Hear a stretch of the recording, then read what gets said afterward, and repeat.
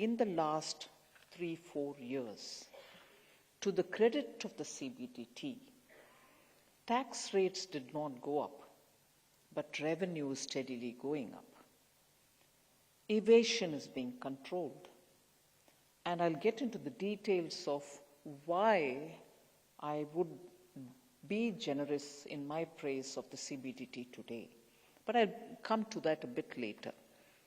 The most important thing that tax and tax-related matters always call for is to be transparent, is to be very objective, don't allow any subjectivity to come into it, and be taxpayer friendly. And that is where I think I begin my talk to you today. I'll end it there as well.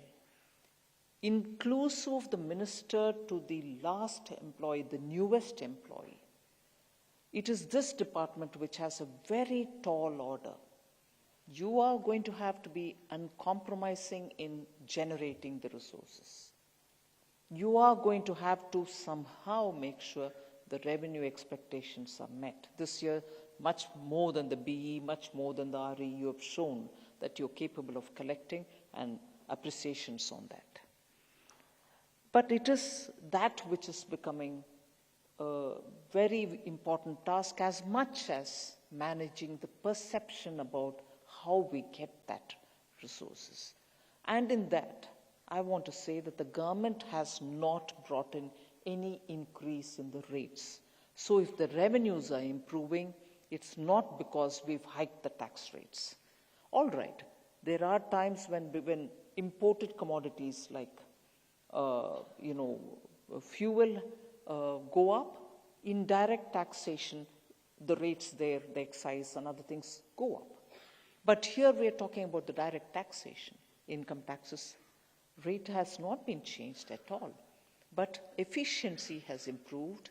You've made sure that evasions are plugged, and as a result of which you're able to generate. And economy also is becoming more and more formalized. So as a result, you get a lot more people getting into this scheme of paying or being assessed for the taxation. Now, if I have not raised the tax, if government has not raised the tax, I'll again refer to one of the points which Honorable MO has mentioned. Prime Minister has been absolutely keen that technology is the answer for many problems that we face. And it was proved in the case of taxation, whether it's the GST Council or the CBDT, which was the first one to bring in the faceless, launched by the Honorable PM. It showed, in spite of the initial hesitation that all of us had, and I wouldn't say that the hesitation was only in the field formations. It was everywhere, saying, will it work? Will it, take off? Can this country adapt to faceless? After all, our assessees want to sit before the officers and say, look, please advise me how to go about it. Would they now feel completely cut off if they're put to faceless? All those hesitations, doubts, apprehensions are today completely removed. People realize it's a system which can work. Of course, they know it has got its own way. You'll have to sit and do it. You'll have to respond to it. You'll have to answer your emails. We've also brought in check filters unless it has a DIN, document information number. You're not going to be, which is centrally generated, you're not going to be sure whether that document is right or not. So if it has a DIN, yes, it is trustworthy, you reply to it. So system improvements using technology have all come in.